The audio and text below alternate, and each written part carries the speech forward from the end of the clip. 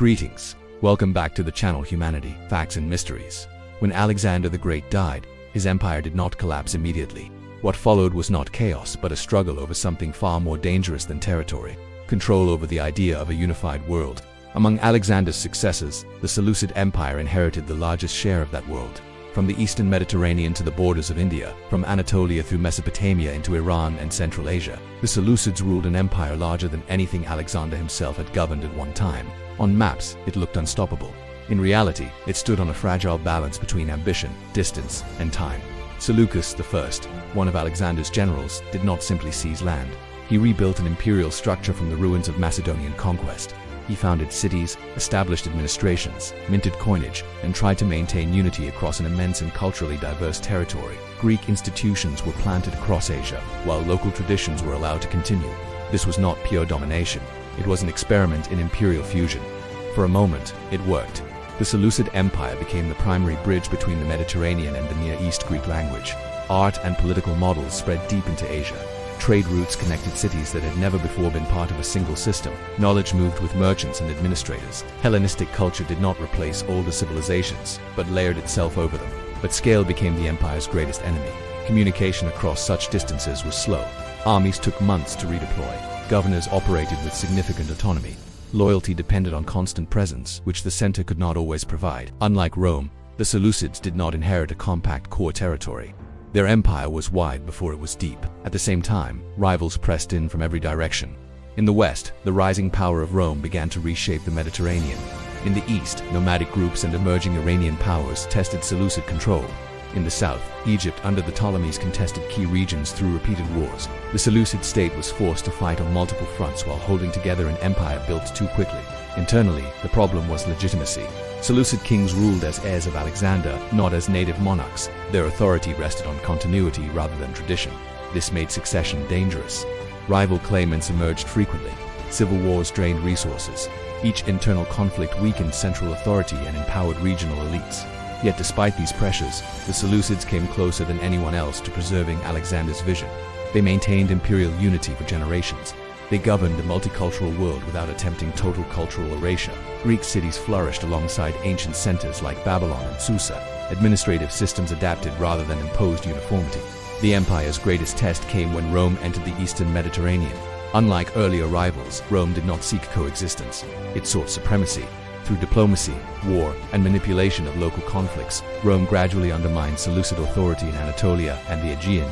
The decisive defeat came in the early 2nd century before the Common Era, when Roman forces shattered Seleucid power in the west. This loss did not destroy the empire immediately.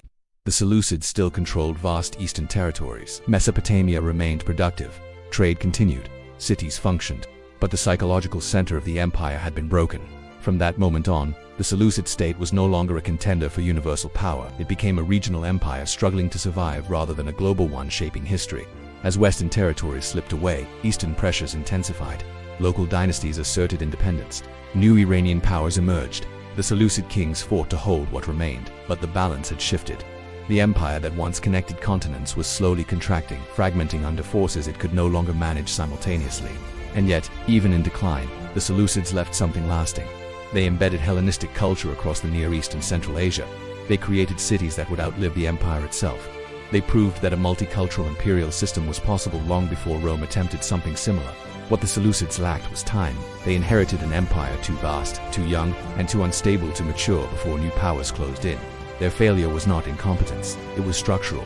They tried to hold together a world that Alexander had conquered faster than history could absorb. And this is where the story pauses.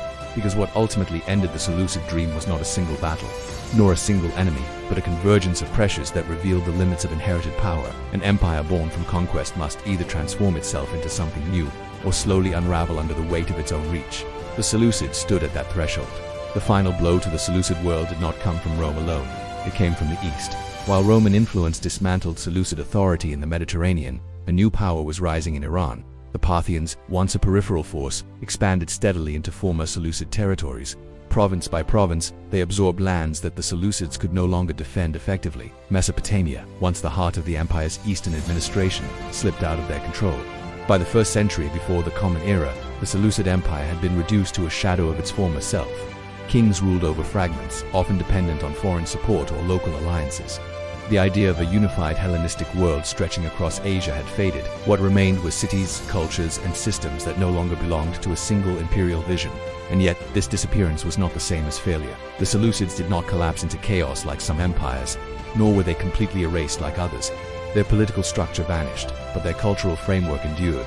Greek became a language of administration and scholarship across much of the Near East. Hellenistic art, science, and urban planning continued to shape cities long after Seleucid authority ended. In places like Bactria and beyond, Greek influence persisted for centuries, blending with local traditions to create new hybrid cultures. This is why the Seleucids belong among the civilizations that almost won. They came closer than any successor of Alexander to preserving a unified world empire across continents. They governed diversity without immediate collapse. They maintained long-distance trade, administration, and cultural exchange on a scale that would not be matched again until Rome reached its height.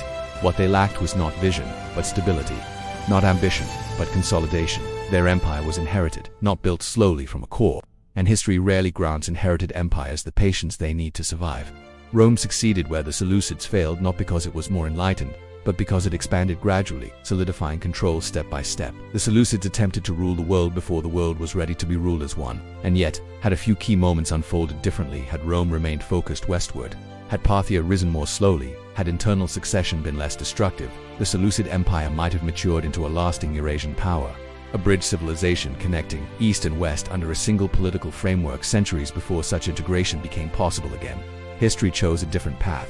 The Seleucids did not become the architects of the ancient world's future, but they defined its possibilities. They showed that a multicultural, transcontinental empire could exist, even if it could not yet endure.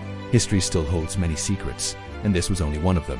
Which civilization that almost won should we investigate next? Write your thoughts in the comments. Stay with humanity, facts and mysteries, because the past is never as distant as it seems. Once you learn how to read what remains,